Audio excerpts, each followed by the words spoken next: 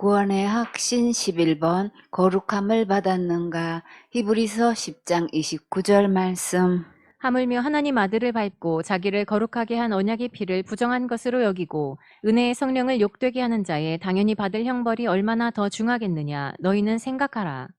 예수님의 십자가의 죽음은 우리를 지옥 갈 모든 죄에서 거룩하게 하셨어요. 예수님께서는 우리에게 영생을 주시고 천국에서 영원히 살게 하시려고 이 땅에 오셨지요. 그래서 이 예수님을 믿으면 심판받지 않고 지옥에 절대 가지 않도록 구원해 주셨어요. 예수님의 구원은 영원한 구원이기 때문에 한 번 받은 구원은 절대 빼앗기지 않아요. 요한복음 3장 16절에 하나님이 세상을 이처럼 사랑하사 독생자를 주셨으니 이는 저를 믿는 자마다 멸망치 않고 영생을 얻게 하려 하심이니라. 하나님이 그 아들을 세상에 보내신 것은 세상을 심판하려 하심이 아니요 저로 말미암아 세상이 구원을 받게 하려 하심이라. 교회 다니면서 이 말씀을 모르는 사람은 거의 없지요. 그런데 예수님께서 인류의 죄를 구원하셨다는 것은 알면서 믿지는 않아요. 다 이루어 놓으신 구원을 믿음으로 받기만 하면 되는데 구원은 내가 이루어가는 것이고 죽어봐야 알고 하나님만 아신다고 주장하면서 이미 다 용서해 주신 것을 믿지 않고 있어요. 날마다 회개하지 않으면 지옥 간다고 하고 큰 죄 지으면 받은 구원도 잃어버린다고 하고 자살죄 지으면 무조건 지옥 간다고 하면서 성경 말씀과 정반대로 믿고 가르치고 있어요.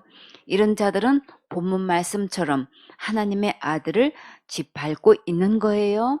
예수님께서 십자가에서 흘리신 약속의 피로 우리를 거룩하게 하셨는데 이것을 믿지 않고 있는 거예요. 하나님께서 은혜로 우리를 구원해 주셨는데 이것을 믿지 않는 것은 성령을 욕되게 하는 거예요.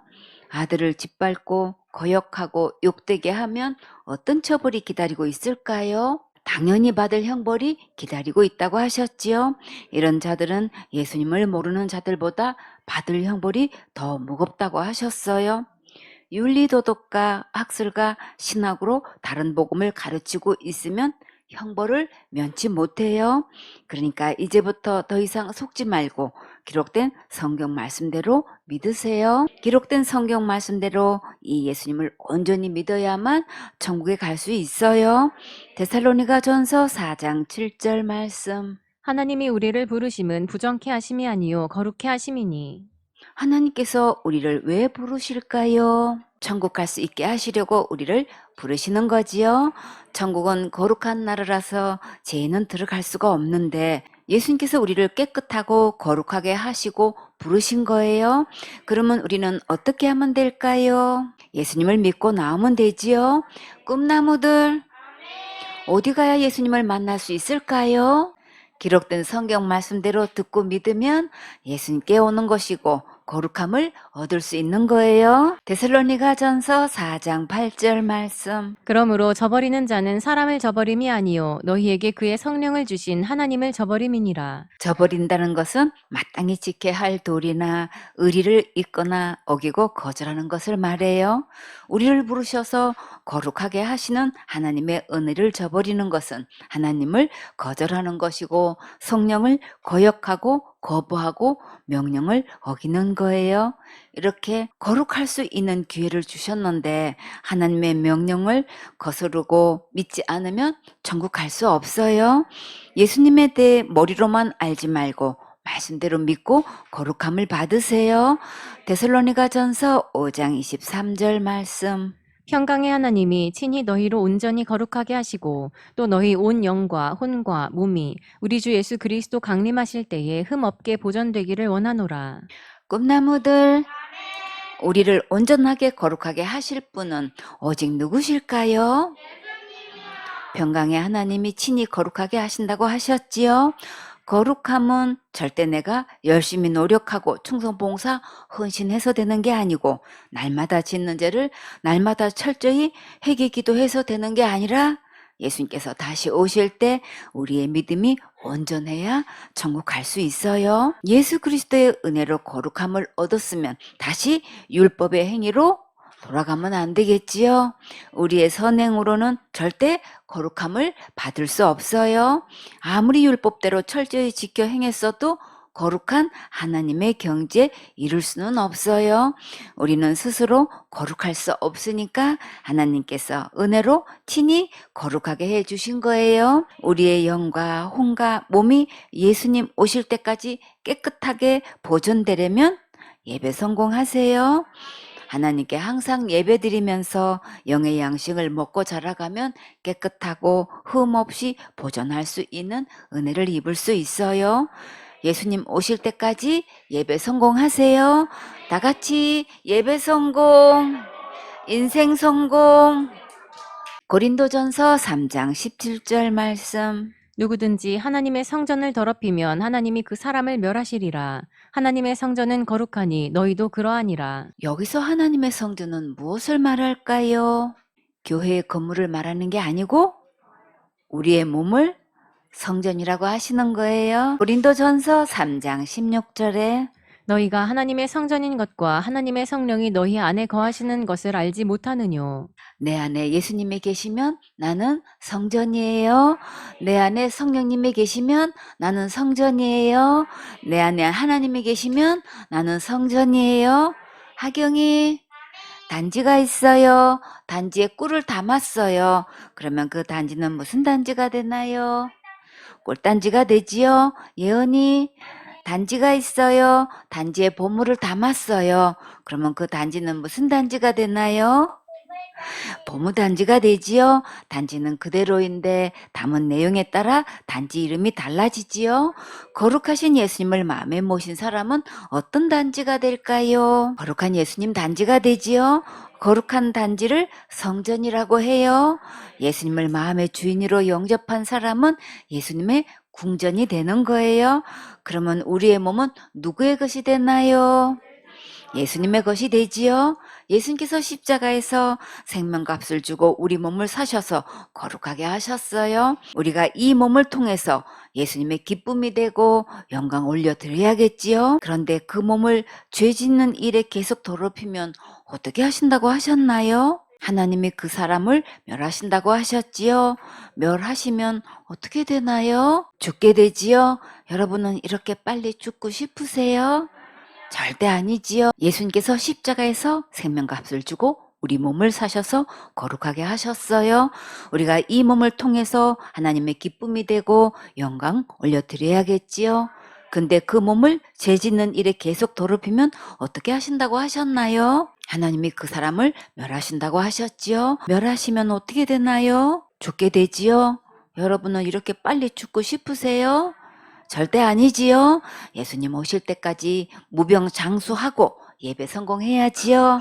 성경에서 누가 하나님의 성전을 더럽혔다가 멸망당했는지 볼까요? 고린도전서 5장 1절에 너희 중에 심지어 음행이 있다 함을 들으니 이런 음행은 이방인 중에라도 없는 것이라.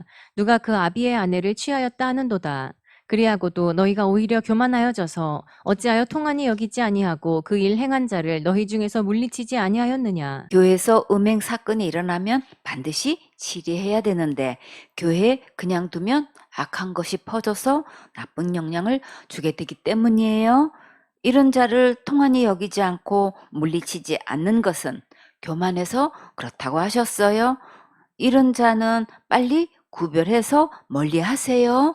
고린도전서 5장 3절에 내가 실로 몸으로는 떠나 있으나 영으로는 함께 있어서 거기 있는 것 같이 이 일 행한 자를 이미 판단하였노라. 바울은 몸은 비록 떨어져 있었지만 영은 늘 함께 있어서 교회의 흐름을 한눈에 보고 이런 자를 속히 치리하기로 결정을 내린 거예요. 고린도전서 5장 4절에 주 예수의 이름으로 너희가 내 영과 함께 모여서 우리 주 예수의 능력으로 이런 자를 사단에게 내어주었으니 이는 육신은 멸하고 영은 주 예수의 날에 구원 얻게 하려 함이라. 이런 자를 사단에게 내어준 이유가 무엇 때문인가요? 비록 육신은 죽게 되어도 영은 천국 가게 하려고 그러셨지요. 고린도전서 5장 6절에 너희의 자랑하는 것이 옳지 아니하도다. 적은 누룩이 온 덩어리에 퍼지는 것을 알지 못하느냐. 고린도 교인들은 무엇을 자랑했을까요? 현대 성경에 보면 순결함을 자랑했다고 했어요. 고린도전서 5장 6절에 순결함을 자랑하는 여러분이 그런 일이 그대로 계속되도록 방치하고 있다니 참으로 소름이 끼칩니다.